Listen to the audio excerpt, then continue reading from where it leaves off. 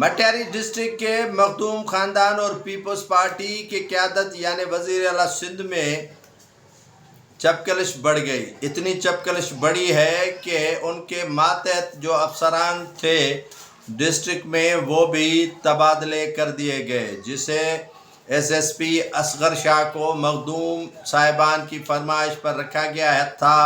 ان کا تبادلہ کر کے جو ہے وہ دوسرے افسران کو وہاں پر لگایا گیا ہے. فیصل بشیر میمن کو وہ ایس ایس پی مٹیاری بنے ہیں.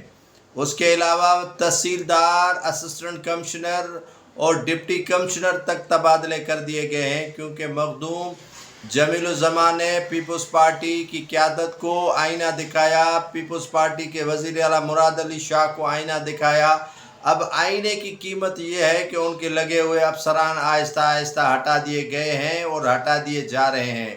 پیپلز پارٹی میں اتنی فرونیت آ گئی ہے کہ اپنے پرانے ساتھیوں کو بھی نہیں بخش رہے. اب آپ اندازہ لگائیں، جن کے گھروں میں پیپلز پارٹی بنی، جن کے گھروں میں ورکرز کنونشن پیپلز پارٹی کے ہوئے، جہاں ذوالفقار علی بھٹو ٹھہرتے تھے، جہاں محترمہ بے نظیر بھٹو آ کر ٹھہرتی تھی، ان مخدوموں کو دیوار سے لگایا گیا ہے اور ان مخدوموں کو کہا یہی جا رہا ہے کہ آپ کو پیپلز پارٹی چھوڑنی ہے تو چھوڑ دیں، آپ کو ہم نہیں منائیں گے. اب پیپلز پارٹی میں ناصر شاہ کہتا ہے کہ کوئی دھڑا بندی نہیں، کوئی فارورڈ بلاک نہیں بن رہا ہے، لیکن ناظرین میں آپ کو بتانا چاہتا ہوں کہ فارورڈ بلاک بھی بنے گا اور پیپلز پارٹی کے سندھ میں تقسیم کی شروعات جو ہے وہ ہو چکی ہے. 2 حصوں میں پیپلز پارٹی واضح طور پر بٹ چکی ہے سندھ کے اندر.